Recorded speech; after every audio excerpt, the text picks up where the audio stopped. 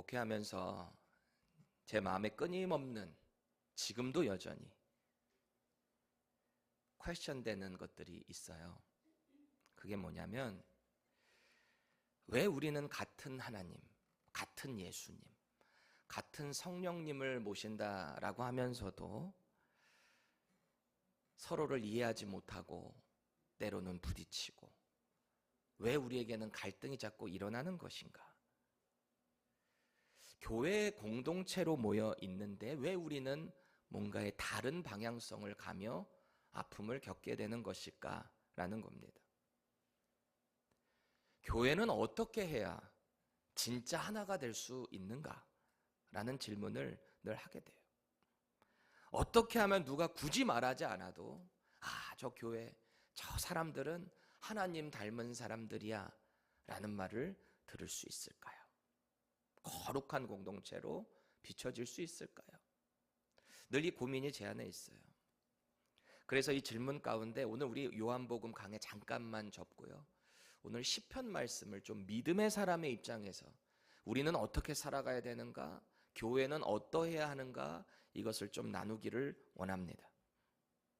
우리 교회 오늘 처음 나와보신 분들이거나 익숙하지 않은 분들이 어머, 교회 뭐가 문제가 있나 보다. 아닙니다.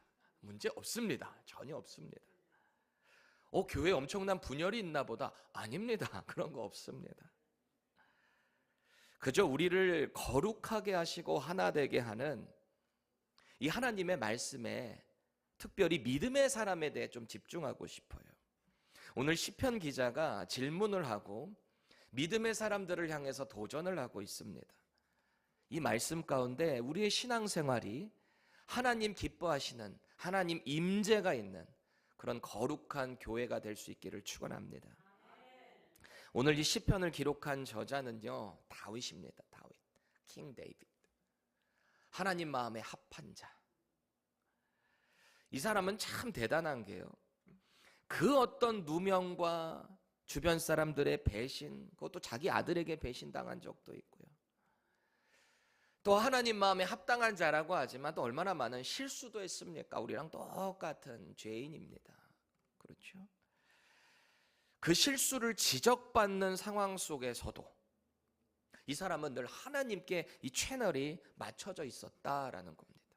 이게 참 대단한 거예요. 아니, 솔직히 우리가 억울하고 고통받고 힘든 인생의 문제 가운데서는 하나님 더 잘 찾아요. 찾지 말래도 찾아요. 예수 안 믿는 사람들도 하나님 거기 계시면 나 좀 도와주세요 이런단 말이에요. 왜? 힘드니까. 하나님이 됐던 부처가 됐던 누가 됐던 저 좀 도와주세요. 그게 우리 인간입니다. 이걸 신학적으로 말하면 종교성이라고 그래요. 창조주에 의해 우리는 그렇게 크리처로 피조물이거든요. 그러니까 그 피조물은 인생의 어려움을 만나면 그 크리에이터를 찾을 수밖에 없다는 거예요. 그게 우리의 인간이에요. 그게 저와 여러분입니다. 근데 그분이 누구신가를 알아가는 것이 이 말씀을 통해 그 하나님을 알아가는 지식 아니겠습니까? 근데 문제는 어떨 때 어렵냐? 힘들 때는 그나마 신을 잘 찾아요. 하나님을 찾아요. 근데 나에게 힘이 주어지고 나에게 권력이 주어지고 물질이 많고 이 땅에서 떵떵거리며 살 수 있는 그 타이밍에 하나님을 떠나요. 그때는 하나님을 찾지 않아요. 다윗 생각해 보세요. 그렇게 어려운 환경에서 하나님의 은혜로 그가 형통한 자가 됐어요. 권력을 가졌어요. 왕이 됐어요. 그의 한마디면 사람 데려다가 죽이는 거 일도 아니에요. 그런 왕의 자격으로 위치에 있을 때 죄를 지적합니다. 하나님의 사자가, 선지자 나단이, 갓이 찾아와서 지적할 때 바로 돌이킨다는 거예요. 이게 대단하다는 거예요. 왜 그랬을까? 그는 언제나 하나님을 향해 있었기 때문이다. 완벽해서가 아니에요. 부족하지만 하나님을 늘 의지했기 때문에 그는 하나님 마음에 합한 사람이었다라는 것입니다. 잘 될 때도, 어려울 때도, 억울할 때도 늘 하나님께 집중되어 있었다. 오늘 다윗이 고백을 하는데요, 질문을 하는데요, 이것은 그냥 이상적인 신앙생활 하자라는 게 아니에요. 그런 소망 정도가 아닙니다. 실제적인 한 믿음의 사람의 인생에 있어서 하나님의 임재를 얼마나 우리는 갈망해야 하는가, 이것을 도전하고 있다라는 거예요. 그래서 이 말씀은 오늘 교회를 향한 도전이 되기도 합니다. 1절 말씀 다시 한번 읽어볼게요. 여호와여, 주의 장막에 머무를 자 누구 오며 성산에 사는 자는 다 누구 오니까? 다윗이 이렇게 질문을 하고 있습니다. 여기 보면 두 가지의 질문이 들어가 있어요. 첫 번째는 주의 장막에는 누가 머물 수 있습니까? 그거예요. 주의 장막에 누가 있어요? 누가 있을 수 있는 겁니까? 두 번째는 뭐예요? 성산에는 누가 살 수 있는 겁니까? 이 두 가지 질문이 한 문장 안에 들어가 있다. 그런데 여러분 생각해 보세요. 주의 장막하고 성산하고 둘 다 뭘 가리키는 거예요? 똑같은 장소예요. 주의 장막, 성산, 거룩한 산. 주님이 dwelling 하시는 장막. 둘 다 하나님의 임재가 있는 곳을 말하고 있다라는 겁니다. 그러니까 지금 다윗은요, 믿음의 사람이 추구해야 할 이 궁극적인 질문이에요. 믿음의 사람, 하나님의 사람 질문을 하고 있는 거예요. 하나님, 누가 성소에서 하나님의 임재를 경험하며 살 수 있습니까? 그 누가 과연 하나님의 장막 안에 머물면서 하나님의 임재를 경험할 수 있는 겁니까? 그게 누구입니까? 라고 질문하고 있는 겁니다. 여러분, 다윗이 이거 몰라서 질문하는 걸까요? 처절한 신앙의 질문을 하고 있는 거예요. 자기 스스로에게. 그리고 이 말씀을 대하고 있는 저와 여러분들을 향해서 누가 하나님의 임재를 경험할 수 있는가? 이게 너무나 당연한 답변이거든요. 믿음의 사람은 언제나 하나님의 임재 안에 있어야 된다라고 하는 역설이에요. 우리는 언제나 하나님의 임재를 경험해야 된다. 하나님이 나와 함께 하신다.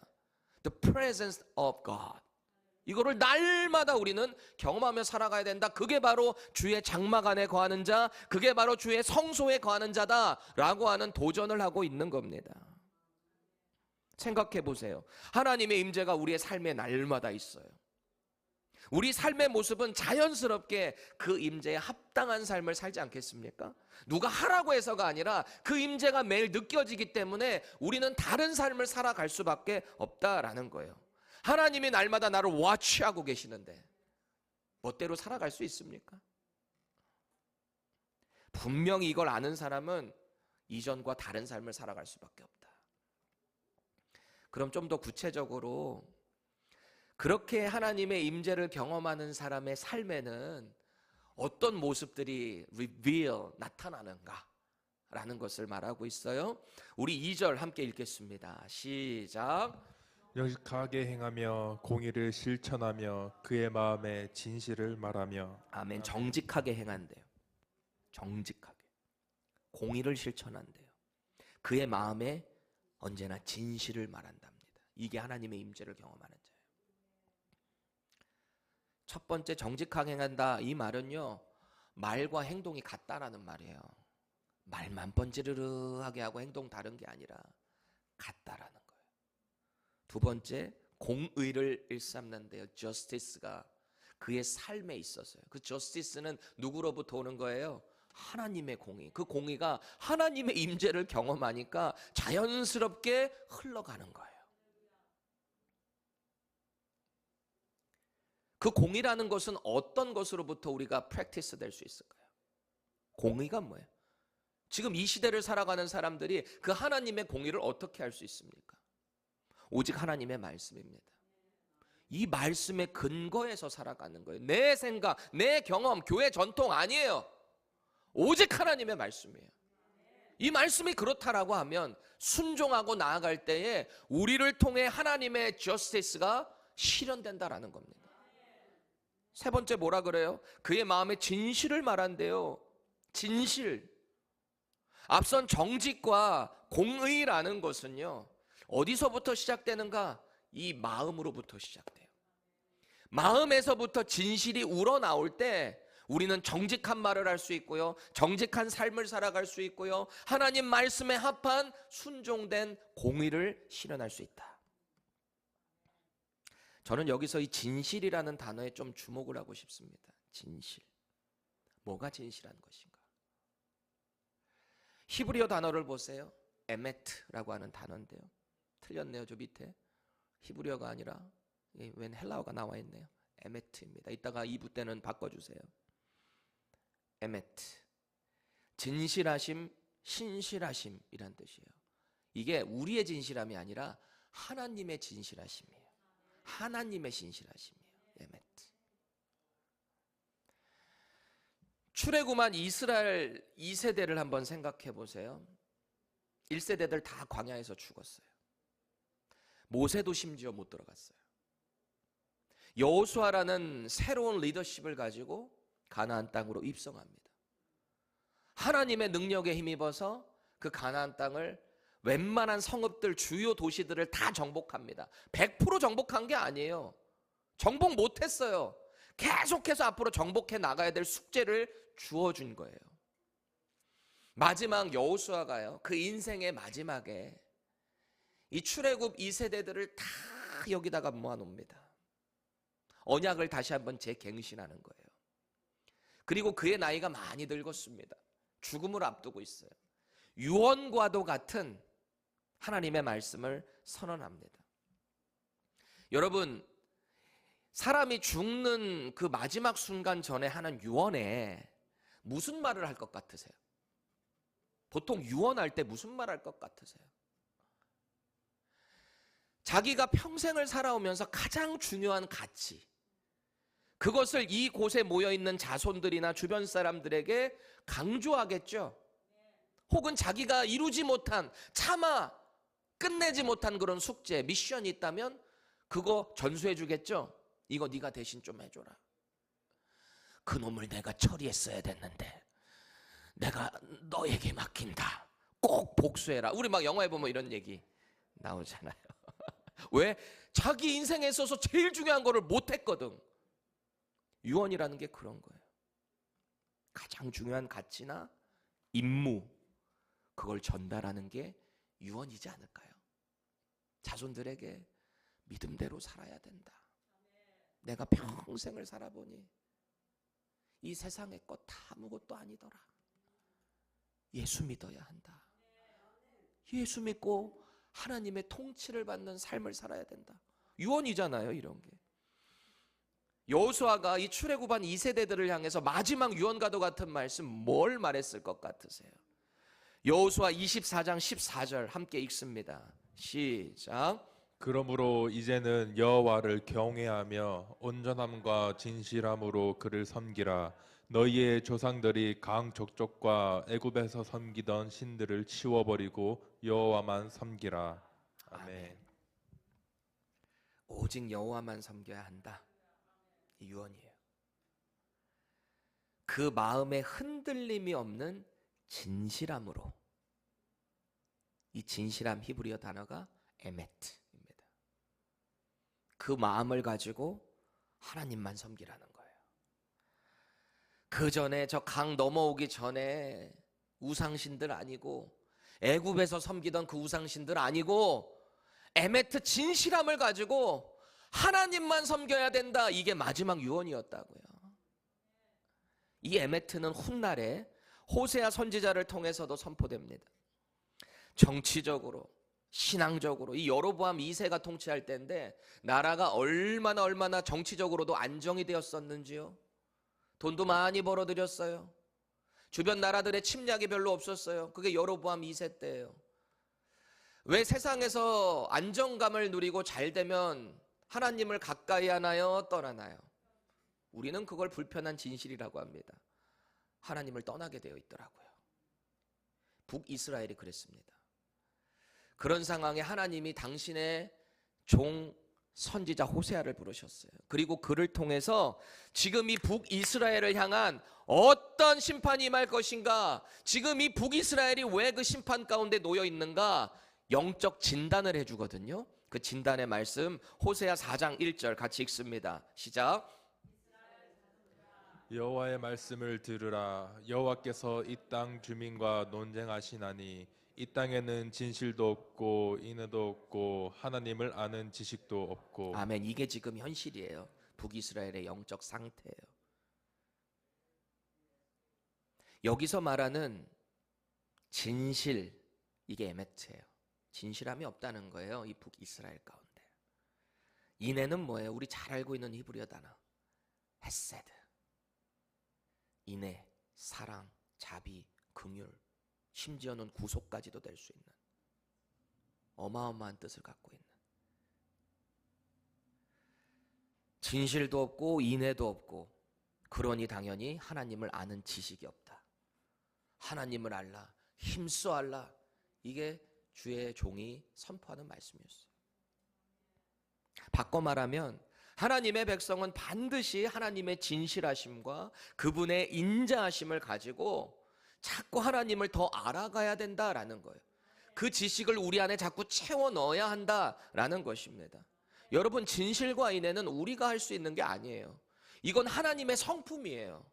우리가 결코 평생에 이뤄낼 수 없는 것입니다. 그럼 우리는 이것을 어떻게 우리 안에 품어야 할까요? 그 방법이 도대체 뭘까요? 하나님의 편지인 살아있는 말씀을 늘 가까이 대하며 그분을 마음을 이 안에 자꾸 넣어야 하는 거예요. 말씀을 통해서 자꾸 순종해 나갈 때 하나님의 성품을 닮아갈 수 있다라는 거예요. 의지적으로 할 수 있는 게 아니라는 겁니다. 그렇게 하나님을 아는 지식이 우리 안에 자꾸 채워지잖아요. 그러면 말씀에 자꾸 이렇게 순종해야 되겠구나, 그렇게 삶이 바뀐다라는 겁니다. 그런데 문제는 우리의 삶에 이런 말씀에 순종하고자 하는 진실함이 없다 보니까 늘 내가 옳아, 늘 내 생각이 맞아, 늘 내 경험이 맞아, 말씀보다 늘 앞서 있어요. 그러니 이런 말을 하죠. 목사님, 말씀만이면 됩니까? 네, 말씀만이면 됩니다. 우리가 부족하니까 이 말씀을 주신 겁니다. 말씀의 진리를 따라갈 때 우리는 변화되게 되어 있습니다. 말씀에 순종하지를 않으니, 그 진실함이 없으니 자꾸 우리는 엉뚱한 짓을 하면서 살아간다라는 거예요. 그렇게 살아가니 결국 하나님의 심판, 징계를 받을 수밖에 없다. 이게 정말 무서운 하나님의 사람들을 향한 경고입니다. 그래서 다윗이요, 오늘 시편 15편을 쓰기 전에 14편에 1절에 이런 고백을 합니다. 어리석은 자는 그의 마음에 이르기를 하나님이 없다 하는도다. 그들은 부패하고 그 행실이 가증하니 선을 행하는 자가 없도다. 아멘. 그러니까 우리 삶에 정직하고 공의를 일삼고 진실을 말할 수 있는 자, 하나님의 성품을 닮아간 자만 이렇게 할 수 있다라는 거예요.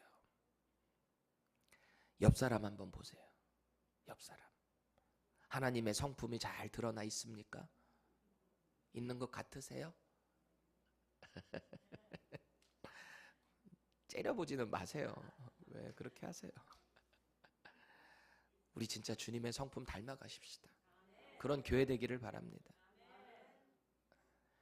그럼 하나님의 성품을 닮은 자들에게는 구체적으로 삶의 어떤 흔적들이 나타나는가, 어떤 삶의 모습들이 나타나는가, 그걸 한번 살펴봤으면 좋겠어요. 시편 기자인 다윗이 3가지를 도전하고 있습니다. 첫 번째는 하나님의 임재 안에 있는 자, 하나님의 성품을 닮은 자는 혀를 거룩하게 사용한대요. 우리의 혀. 3절 함께 읽겠습니다. 시작. 그의 혀로 남을 허물하지 아니하고 그의 이웃에게 악을 행하지 아니하며 그의 이웃을 비방하지 아니하며. 아멘. 다 혀잖아요. 우리의 혀로. 남의 허물을 들추지 않는다. 이거 정말 성숙한 삶의 자세입니다. 우리 눈에는 다른 사람의 단점 다 보이기 마련이거든요. 여러분들이 저 볼 때도 단점 많이 보이는 거 저 알아요. 침묵하고 계실 분이라는 거 저도 알아요. 감사해요.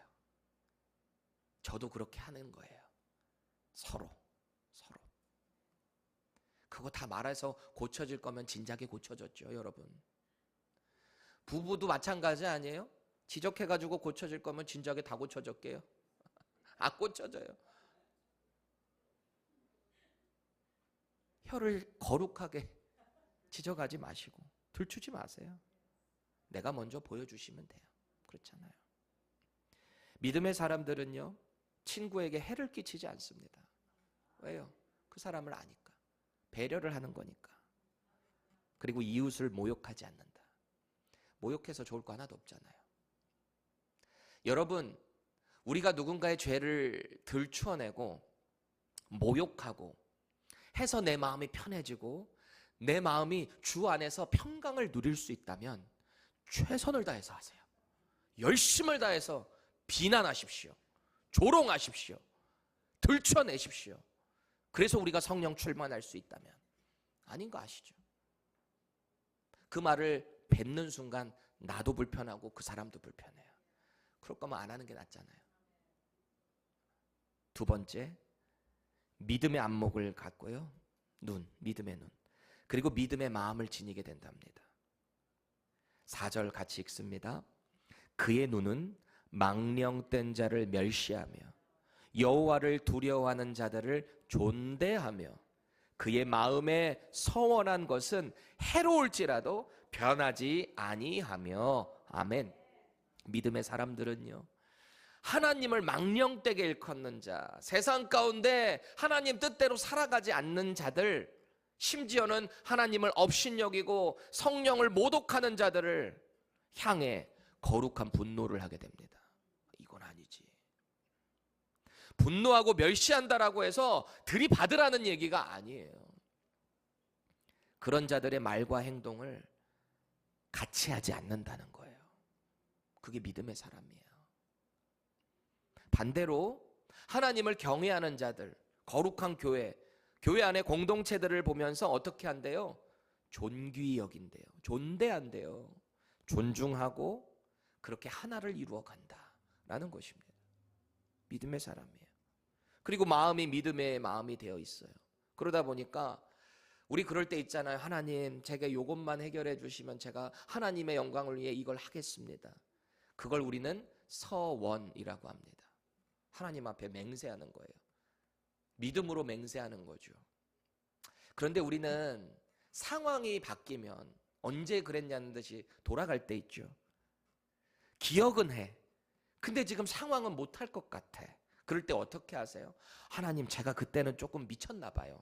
지금 감당할 수가 없는데 요것만 조금 지나면 제가 할게요. 서원해놓고 하나님이 바꿔주시면 우리의 마음이 바뀐다. 그런데요, 믿음의 사람은 하나님 앞에 믿음으로 선포한 것을 지키는 거예요. 견딜 수가 없는 거예요. 이게 하나님이 기뻐하실 것이라는 걸 알기 때문에 안 지키고는 버틸 수가 없다. 그게 하나님의 사람이라는 거예요. 그게 믿음의 사람이라는 거예요. 세 번째, 세상의 물질을 대하는 태도가 달라집니다. 물질을 대하는 태도. 5절 같이 읽습니다. 이자를 받으려고 돈을 구워주지 아니하며 뇌물을 받고 무죄한 자를 해하지 아니하는 자이니 이런 일을 행하는 자는 영원히 흔들리지 아니하리이다. 아멘. 믿음으로 인해서 이 세상이 추구하는 가장 귀한 것, 그게 뭐예요? 돈 아니에요? 돈, 이 세상? 돈 있으면 잘 먹고 잘 사는 이 세상 아닙니까? 못하는 거 없고 사람 부려먹고 짓누를 수도 있고 돈으로 권력을 가지고. 그렇죠? 근데 믿음의 사람은 이 믿음이 우리의 마음에 싹 들어올 때 이 물질에 대한 가치관이 달라져요.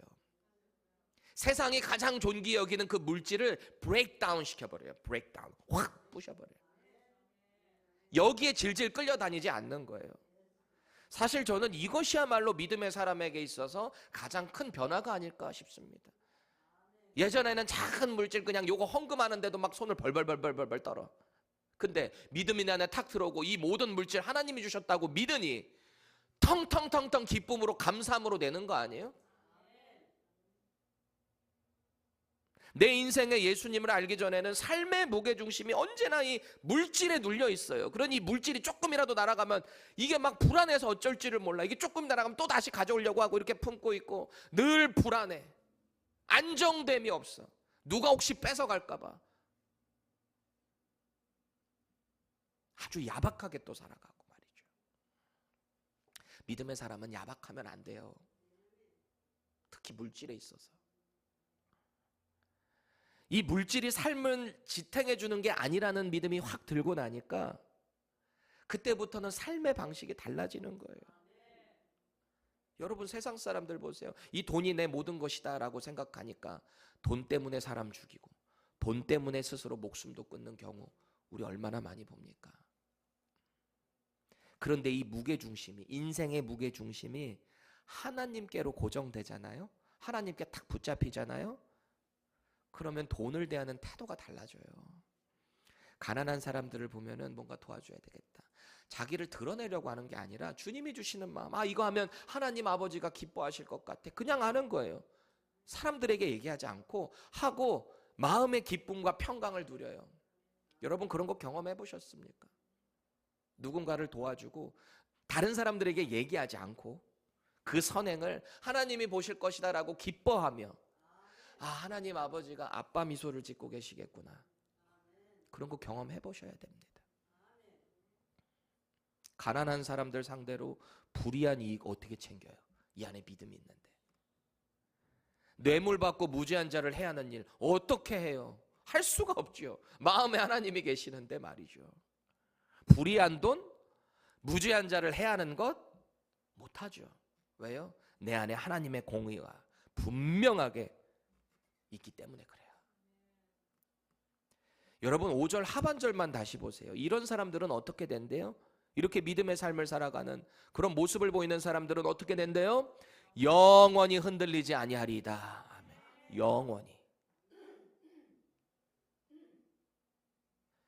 영원히 흔들리지 않는다는 말은요, 그 믿음의 사람의 인생, 하나님의 임재가 있는 그 인생에 고난이 없다는 말이 아닙니다. 우리는 보통 흔들린다라는 것은 어떤 시험이 있다, 고난이 있다, 그래서 흔들린다, 이렇게 인식할 수 있는데 그런 말이 전혀 아닙니다.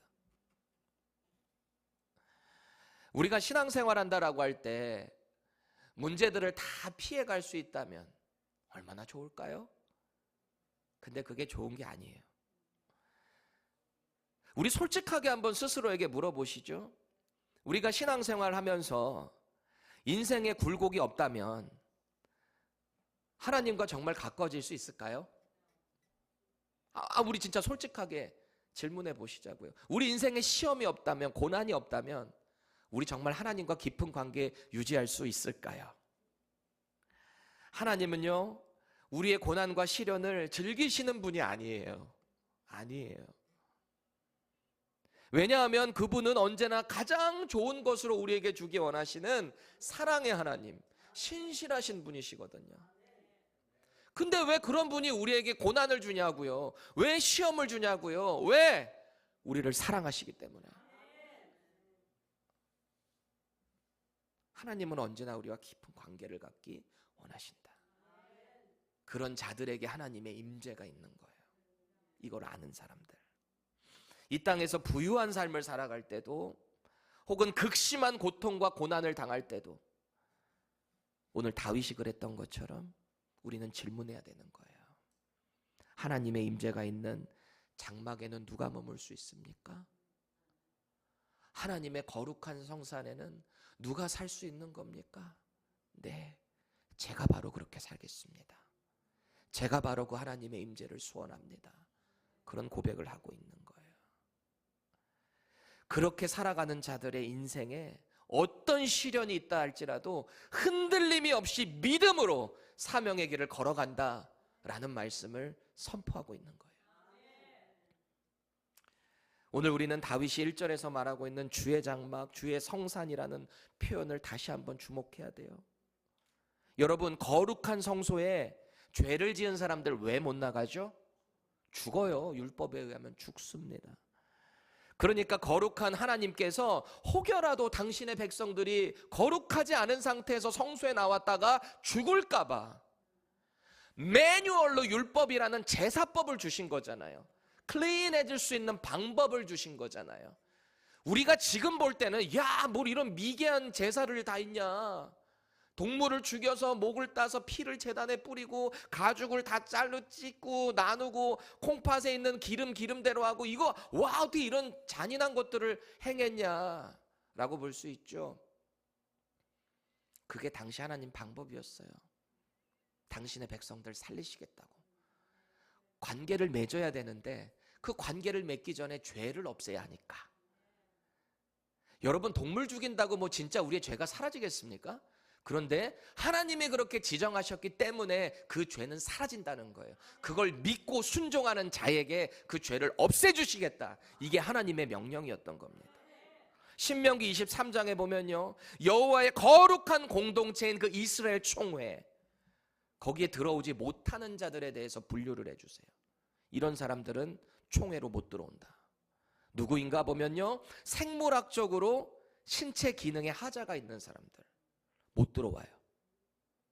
또 출신적으로 이방인들, 암몬 사람, 모압 사람, 하나님의 백성을 대적한 사람들, 이 총회에 못 들어와요. 또 위생적으로 부정한 사람들 역시 총회에 못 들어온다라고 딱 박으셨어요. 이스라엘 총회에 못 들어온다는 거예요.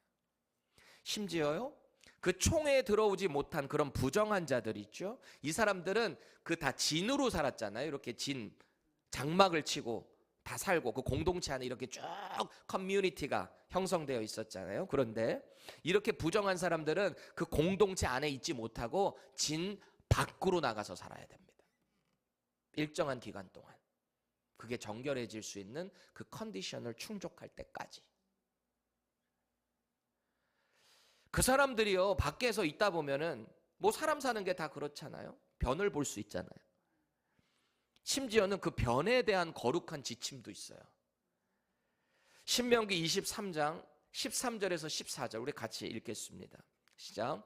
내 기구에 작은 삽을 더하여 밖에 나가서 대변을 볼 때에 그것으로 땅을 팔 것이요 몸을 돌려 그 배설물을 덮을지니 이는 내 하나님 여호와께서 너를 구원하시고 적군을 내게 넘기시려고 내 진영 중에 행하심이라. 그러므로 내 진영을 거룩히 하라. 그리하면 내게서 불결한 것을 보시지 않으므로 너를 떠나지 아니하시리라. 아멘. 뭐가 더럽다는 거예요? 배설물, 변. 총회 밖에 나가 있는, 진영 밖에서 있는 사람들의 변. 그거 부정하다는 거예요. 이거 다 우리 알죠? 변 들어온 거 다 아시죠? 여러분 혹시 이렇게 생각하시면 안 돼. 하나님도 우리처럼 배설물의 비위가 약하시구나. 저는 좀 비위가 약하거든요. 아시죠? 우리 아들들 3명 키울 때마다 이렇게 기저귀 갈 때마다 저는 그렇게 헛구역질을 하다가 심지어를 한번 이렇게 한 적도 있거든요. 그렇게 비위가 약해요. 그래서 하나님은 저를 선교사로 보내지 않으시고 이곳에 두시지 않았나. 여러분 생각해 보세요. 하나님의 거룩하심이 그 장막 안에 거하는 자들에게 다 이렇게 이런 사람들을 분류해 놓으셨습니다. 근데 진영 밖에 있는 그 사람들도 철저하게 이 정결, 이 유지될 수 있도록 지침을 주셨거든요. 이게 왜 변을 꼭 거기다가 묻으라라고 하냐면 이게 실제적인 정결의 교육을 하고 계시는 겁니다. 여러분 생각해 보세요. 총회 밖으로 쫓겨난 자가 진영 밖에서 볼일을 봅니다. 근데 그 배설물을 덮어두지 않으면 어떻게 될까요? 여러분 여기 부정한 사람들 한두 명이었겠어요? 그렇죠? 밖에 있는 사람들이 그거 다 덮지 않는다. 뭐 끔찍하죠. 지뢰밭도 아니고. 그렇죠? 저는 길 가다가 이 개 배설물들 있잖아요. 그거는 좀 잘 발견하는 편입니다. 그래서 거의 안 밟아요. 여러분 밟는 분 계신가요? 저는 거의 안 밟아요. 잘 봐요. 근데 제가 잘 못 보고 밟는 게 꼭 하나 있어요. 그게 뭐냐? 다른 사람이 뱉은 껌. 일단 기본적으로 그 껌을 밟으면 신발 더러워지고요. 그 껌 떼겠다고 이렇게 하다가 내 손에 또 칙 묻을 때 이 기분이 별로예요. 그렇죠? 여러분 땅바닥에 껌 뱉지 마세요. 다른 사람들에게 자꾸 기쁨과 화평이 되는 사람이 돼야지 그거 자꾸 피해주면 안 됩니다. 병연히 껌 뱉지 마세요. 바닥에. 안 뱉어요 우리 애들. 예전에 한번 차 바닥에다 뱉었더라고. 아직 그때 어릴 때였으니까 이젠 안 하겠지. 여러분, 하나님께서 이 이스라엘 공동체 가운데 이런 디테일한 정결을 구분해 주셨거든요. 근데 이 정결법, 이 배설물에 대한 그 정결에 대한 것, 이것을 예수님이 훗날 더 완벽하게 설명을 해 주십니다. 기준을 명확하게 하세요. 어느 날 서기관과 바리새인들이 손 안 씻고 떡을 떼는 제자들의 모습을 봅니다. 그러면서 장로들의 유전을 거들먹거리고 너희들 정결하지 않다. 선생님, 그거 가르쳐야 되는 거 아닙니까? 신랄하게 비난을 합니다. 사실 우리가 봐도 비위생적인 건 사실입니다. 아니, 밖에 나왔으면 손을 씻고 먹어야죠. 그렇죠? 근데 그걸 안 했다는 거죠. 그때 예수님이 이 종교 지도자들을 향해서 진짜 뼈 때리는 지적을 하십니다. 마태복음 15장 11절 12절입니다. 입으로 들어가는 모든 것은 배로 들어가서 뒤로 버려지는 것을 알지 못하느냐? 입에서 나오는 것들은 마음에서 나오나니 이것이야말로 사람을 더럽게 하느니라. 하나님은 구약시대나 신약시대 할 것 없이 동일하게 정결, 거룩을 강조하십니다. 예수님을 통해서도 진짜 정결이 뭔가, 진짜 거룩이 뭔가 이것을 선포하고 계시는 거예요. 왜요? 예수님은 율법을 완성하기 위해 이 땅에 오신 분이시기 때문입니다. 그런데 예수님의 이 말씀을 보면 이 거룩함이라는 것, 이 정결함이라는 것은 단순한 위생과는 관련이 없구나. 그 똥이 더러워서 그것 때문에 그런 게 아니었구나. 물론 손 안 닦고 떡을 먹는 거 비위생적입니다. 몸에 해로울 수 있습니다. 그런데 그것보다 훨씬 심각한 부정이 뭔가, 겉으로는 아닌 척하면서 마음속으로 가득 들어차 있는 위선, 가식, 그게 부정하다는 거예요. 그게 더럽다는 거예요. 우리 마음에 하나님의 진실함 그리고 신실함인 이 에메트가 없는 상태에서 겉으로 위선하는, 가장하는 종교 행위가 부정하다라는 겁니다. 우리는 이 말씀을 심각하게 받아들여야 합니다. 성경은 예수님 믿고 구원받은 사람 한 사람 한 사람을 교회라고 합니다. 그렇게 저와 여러분들은 교회 공동체로 모여 있는 것입니다. 교회는 건물이 아닙니다. 사람입니다. 구원받은 사람입니다. 그러니 교회 생활이라고 한다면 같은 예수님을 나의 구주요 주님으로 모신 사람들의 모임이잖아요. 구원받은 사람들이잖아요. 그렇게 주인으로 모신 사람들이 함께 모여서 말씀과 기도로 계속 성장하고 성숙을 거듭하는 방식, 그게 바로 교회 생활인 거예요. 교회 생활.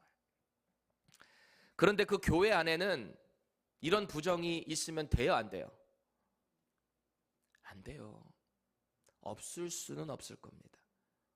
그럼에도 불구하고 그걸 없애기 위해 함께 성령님을 의지하며 같이 성장해 가야 하는 거예요. 그게 교회 공동체입니다. 저는 예수 믿고 구원받은 사람의 삶은요, 언제나 기쁘고 행복해야 한다고 믿습니다. 정말 기뻐야 돼요. 예수 믿는 사람의 삶은.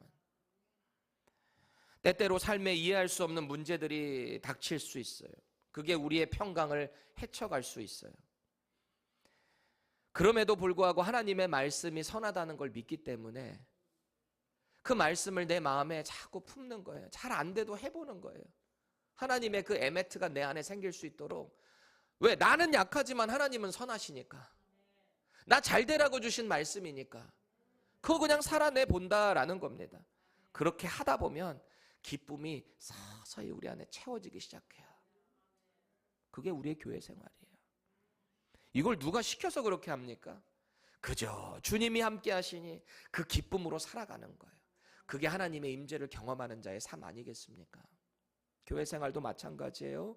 믿음의 사람들이 모여있다라고 하지만 때로는 나랑 맞지 않는 사람 있습니다. 때로는이 아니라 늘, 항상 있습니다. 이해할 수 없는 문제를 우리는 교회 생활하면서 늘 마주칠 수 있습니다.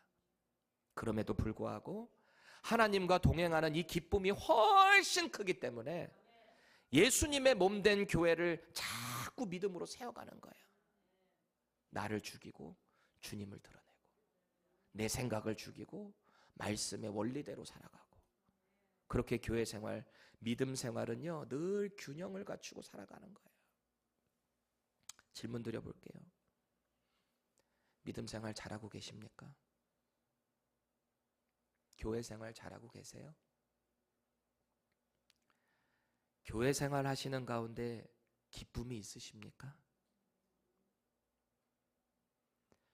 혹시 기쁨이 없다면 왜 기쁨이 없는 것 같으십니까? 구원받은 성도가 매일의 삶에서 하나님을 경험하면서 산다는 것, 이것보다 귀한 일은 없어요. 사람이 아니잖아요. 누군가로 의해서 받는 기쁨은 언제나 제한적이에요. 그리고 사람을 신뢰하면 더 실망이 커요.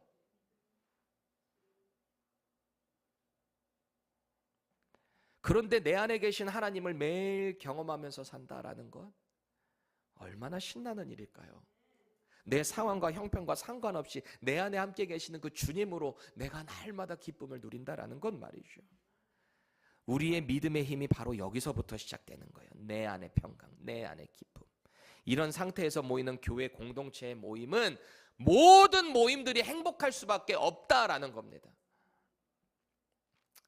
오늘 우리는 작년 새가족 환영회를 이제 2부 예배 후에 갖게 될 거예요. 그동안 작년 새가족 환영회를 아예 이 교회에서 뭔가의 프로그램을 짜서 했던 적은 없었어요. 오늘 이제 처음으로 하는 거예요. 물론 제가 여기 오자마자 그 다음 연도에 2년 연속으로 크라우피쉬 했죠. 진짜 힘들었어요.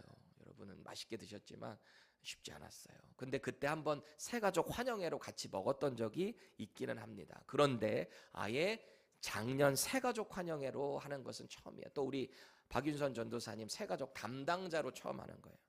잘하세요. 오늘 기도하고. 지난 주일에는 청년부 새가족 환영회가 있었거든요. 거기도 마찬가지로 처음으로 제대로 이 본당에서 환영회 행사를 가졌습니다. 40여 명의 성도들이 모여서 같이 예배하고 청년들 또 소개 갖고 또 맛있게 또 뭣도 먹고 밥도 먹고 그랬거든요. 이 앞에 나와서 새 가족들이 자기소개를 하고 기도 제목 얘기하고 우리 교회 첫인상 얘기하고 이런 것들을 얘기하면서 알아가는 거죠. 여러분 주일날 한번 나와가지고 그냥 예배만 하고 탁 하면 그 사람들이 어떤 사람인지 모르잖아요. 지난 시간에 참 감사하더라고요. 또 그 안에서 기뻐하고 행복해야 하는 모습 보니까 좋더라고요. 우리 작년 가운데서도 이런 기쁨과 행복이 있기를 저는 정말 바랍니다. 서로의 아픔을 알고 서로의 부족함을 덮어주고 말이죠. 그렇게 우리는 계속해서 공동체 안에 하나님과 동행하는 그 임재를 통해서 기쁨을 자꾸 쉐어링하는 거예요. 함께 나아가는 거예요. 그런 교제들이 자연스럽게 확장되면 좋겠어요. 인위적으로 만든다고 되는 게 아니잖아요. 우리 안에 기쁨이 있으면 자연스럽게 그런 모임들은 나오게 되어 있습니다. 사랑하는 교회 여러분, 오늘 다윗이 거룩한 성소에 들어갈 자 누구라고 했죠? 세 가지 있었잖아요. 말과 행동이 같은 자, 정직한 자라 그랬잖아요. 두 번째, 어떤 상황에 있어서도 내 기준이 아니라 하나님의 말씀의 기준으로 공의의 삶을 살아가는 자. 마지막 세 번째 누구라 그랬어요? 하나님의 성품인 에메트, 그 진실함을 가진 자. 그 사람이 주의 장막에 거할 수 있고 그 사람이 주의 성소에 살 수 있다. 하나님의 임재를 경험한다라고 했습니다. 여러분, 교회 생활은 억지로 짜내는 종교 행위가 아니에요. 교회 생활을 통해 하나님의 임재를 사모하고요, 하나님을 사랑하는 그 마음 가운데 삶의 열매들이 자꾸 맺혀가는 거예요. 내가 억지로 하는 게 아니라 자연스럽게 열매들이 맺혀진다라는 거예요. 요한복음 15장에 나는 포도나무여 너희는 가지니 너희들이 나에게 떨어져서 아무것도 할 수 없다. 주님께 붙어 있기만 하면 우리는 자연스러운 성령의 열매들을 맺게 되어 있다라는 거예요. 억지로 신음하면서 나 열매 맺어야지 그런 거 하지 마세요. 주 안에 머무세요. 말씀 안에 거하세요. 말씀에 순종하세요. 교회 안에서 그거 하는 거예요. 세상에서 이 훈련 어떻게 받아요?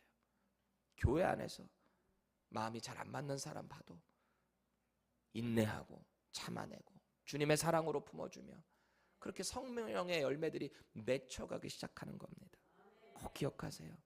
하나님은 당신의 기준을 충족시키는 완벽한 거룩을 우리에게 요구하시는 게 아니에요. 이 세상에 그거 충족할 수 있는 사람은 아무도 없어요. 아무도 없어요. 부족하지만 그리스도 안에서 진실된 마음 가지려고 이 에메트를 갖기 위해서 하나님의 도우심을 구하는 그 자들에게 하나님이 함께 하십니다. 여전히 부족하지만 진실함을 가지고 애쓰는 우리 교회 공동체 가운데 주님은 더 많은 구원받을 만한 자들을 보내주실 거예요. 우리가 준비 안 돼 있으면 안 보내주세요. 우리가 준비되어야 돼요. 그렇게 진실한 마음으로 거룩한 교회를 오늘도 세워가는 저와 여러분들 되시기를 주님의 이름으로 축원합니다.